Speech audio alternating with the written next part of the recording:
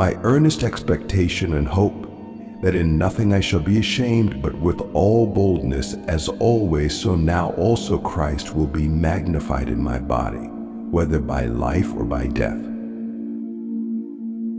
My utmost for his highest, my earnest expectation and hope that in nothing I shall be ashamed.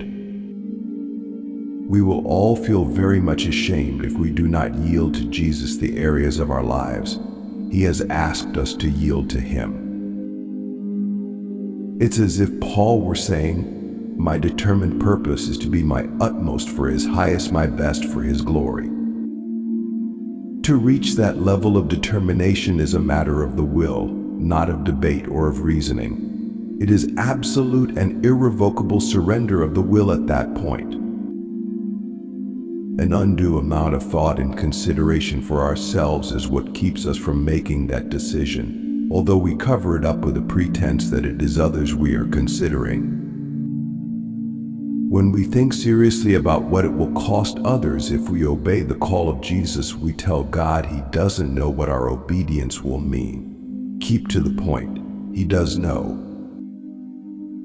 Shut out every other thought and keep yourself before God in this one thing only, my utmost for his highest. I am determined to be absolutely and entirely for him and him alone. My unstoppable determination for his holiness. Whether it means life or death, it makes no difference. See 1:21. Paul was determined that nothing would stop him from doing exactly what God wanted. But before we choose to follow God's will, a crisis must develop in our lives. This happens because we tend to be unresponsive to God's gentler nudges. He brings us to the place where he asks us to be our utmost for him, and we begin to debate. He then providentially produces a crisis where we have to decide for or against. That moment becomes a great crossroads in our lives. If a crisis has come to you on any front, surrender your will to Jesus absolutely and irrevocably.